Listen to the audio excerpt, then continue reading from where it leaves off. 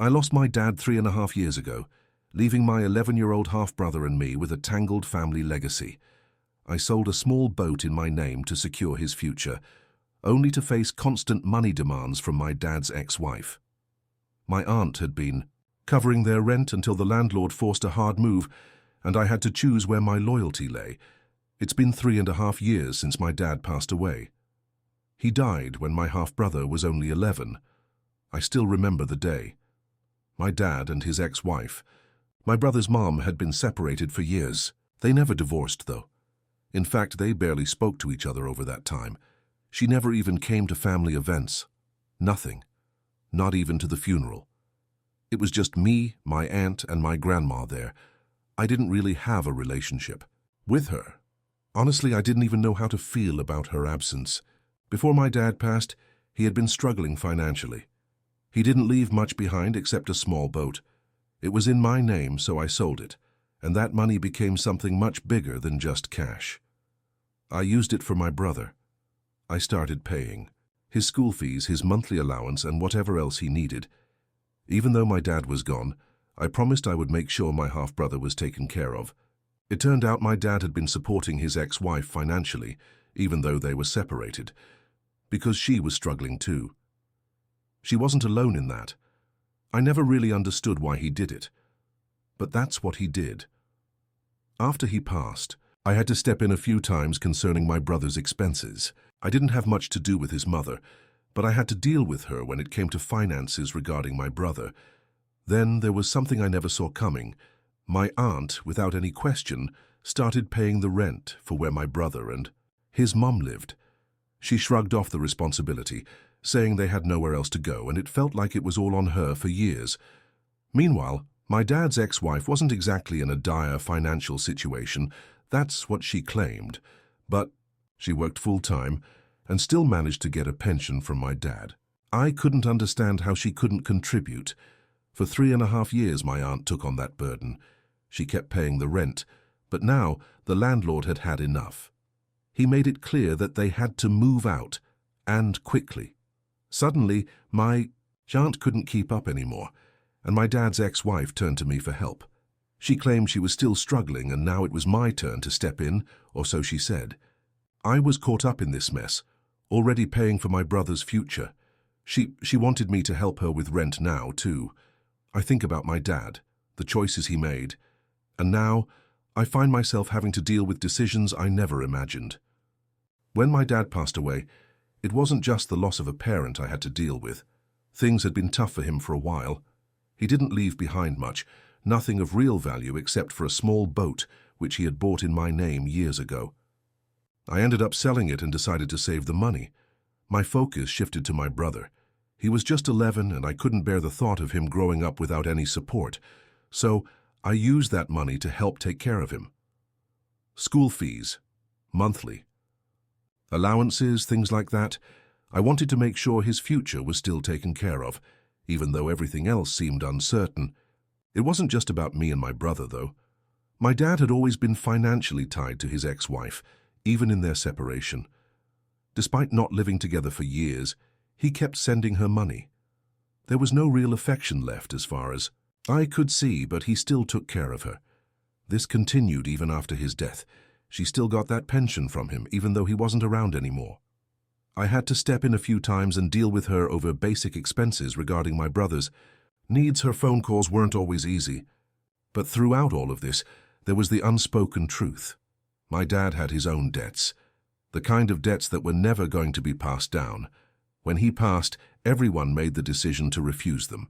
We weren't obligated to take that weight on. But even with that clear-cut decision, I started realizing that sometimes the legacy we leave isn't just in what we have to give. More often, it's about the things we leave unresolved, the financial strings that are tied to people you might not even be close to anymore. For the past 3.5 years, my aunt has been the one handling the rent for my dad's ex-wife and my half-brother. My dad's ex-wife claimed to be struggling financially, and since my dad was always the one taking care of the bills, my aunt stepped in to help. It wasn't easy. My aunt didn't have the kind of money to just spare, but she did it anyway. She'd been paying directly to the landlord for all that time. But there was no denying that they were in a tough spot. The landlord finally got fed up and gave them an eviction notice. At this point, my aunt couldn't continue paying. She wasn't in the same position anymore, and that's when things got really tricky. I never had a strong bond with my dad's ex-wife, but she started calling me, asking for help. She needed rent money and she kept saying she was struggling. It felt like it was never ending, this pressure to step in and take care of things. I had always put my brother's future ahead of everything else, his education, his stability, and here she was, asking for money for something I just couldn't prioritize. She kept pushing, saying that since I was already helping my brother, helping her with basic living costs was just part of it. But I knew that wasn't right. I'd explained, time and time again, that I couldn't help. Yet she wouldn't stop. And then came the guilt trip. She started threatening to turn my brother against me, saying I was a bad sister if I didn't help. It was a form of manipulation, and I could almost feel the weight of her words sinking in. But in the end, I had to stay firm. I couldn't take on this responsibility, not when I was already stretched thin. In our culture, family is everything. You take care of each other no matter what. It's expected. But this was different. I was feeling torn. On the one hand, I understood the deep-rooted belief that families should look out for one another. I had seen it in my own mother, who worked tirelessly to support us as a single parent. She gave everything she had to make sure that I had a roof over my head and everything I needed to succeed. But on the other hand, I knew this situation wasn't the same. My dad's ex-wife wasn't someone I felt a strong connection with. She had her own life, her own choices, and I wasn't sure why I should be carrying the weight of her financial struggles on top of everything else. I thought about my own mother constantly in these moments, how she had never asked for help, how she always found a way to make it work, even when times were tough. It frustrated me that my dad's ex-wife was expecting me to step in the way I did, especially when I was already trying to give my brother a strong future. I was doing everything I could for him, and that had to take priority. Letting myself be manipulated felt like losing control of what I held most dear. But there was the guilt too, the constant feeling of betraying family, the nagging thought that maybe I wasn't being a good sister. Was I blanketing my decision in too many boundaries? How much was too much? I wanted to help my brother, to see him grow up strong and self-sufficient. But needing to preserve my own peace of mind, I realized, was just as important. And right. Now that meant stepping away and refusing to give in, even against the pull of family duty. The situation reached a breaking point when suddenly I found myself blocked on social media by my dad's ex-wife, and to my shock, by my half-brother too. At first, I wasn't sure what to make of it. My heart sank as I realized that despite everything, our communication was being severed. I couldn't let it go without saying something to my brother. I had to make sure he knew the truth. I reached out to him directly, sending him a message. It wasn't about defending myself. It was about one thing, him. I wanted him to understand that this wasn't his fault. He was going through enough already, and I didn't want him to carry any confusion or guilt. What followed was a relief. That I didn't expect. He responded almost immediately, reassuring me that he knew what was going on. He told me that he understood my decision, and honestly, I could sense the maturity in his words. What surprised me most was when he shared how uncomfortable he felt having to ask me for money through his mom. He never liked it. I wasn't expecting that. The guilt, the pressure. He said it all made him feel small, like a beggar. But she insisted, and he had little choice. As we talked, he revealed something else. His mom had been looking for an apartment far beyond her budget, trying to scrape together money from anyone she could. It felt like everything was falling into place. The pieces I had suspected all along were now confirmed. But one thing I didn't expect was what he said when he told me why he had to delete our messages. Apparently his mom had her eye on his phone. If she found out we'd been talking, it'd cause an uproar. It made me realize just how much control she had over him. My heart broke at the thought of my brother feeling trapped in secrecy, but at least he knew that I would never turn my back on him. I reassured him again that the money I sent for him was still his, saved safely with me. He was relieved. It meant he didn't have to rely on her anymore. He told me he had big dreams for his future, and he had already started planning ahead, determined to become financially independent. For a 15-year-old, I was genuinely impressed. It wasn't just a teenage fantasy.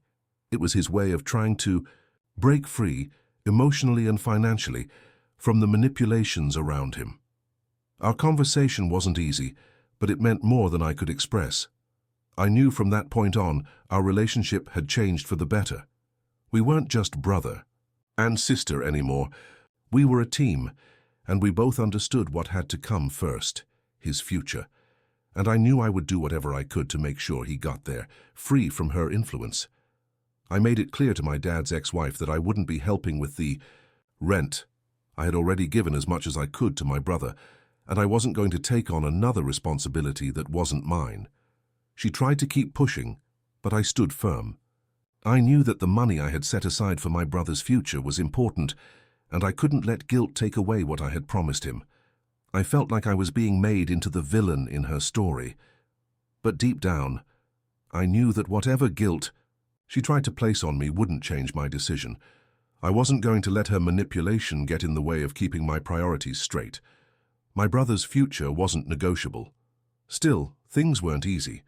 I saw how desperate she was, and I knew that if I let her have even a tiny bit of financial help, she would return every chance she had. I feared what kind of control she might try to place over my brother if I didn't put a stop to it. With everything going on, I couldn't let her use him as a middleman anymore. The hardest part, though, was how all of this weighed on my relationship with my brother. I had to remind myself that he needed me, but not in the way she was asking. He needed someone who would support him the right way, with stability and transparency, giving him the freedom to grow without pressure. I promised him that, and despite everything, I believe it's the best decision for both of us. As I texted him again, telling him how proud I was of the person he was becoming, I couldn't help but feel a deep sense of fulfillment. This wasn't just about the money or logistical issues. It had become something bigger, protecting his independence, letting him see for himself how boundaries could help shape a stronger future. In the end, I knew we would be okay. I'd keep my promises, and my brother knew the support would always be there, just not in the way she expected. It was a new chapter for both of us, but a necessary one. They would move on with their own lives, and I would secure my brother's future from a distance, offering the steady foundation he needed with no strings attached. No matter what challenges came next, I had made my commitment, clear as ever, to always have his back. What would you do?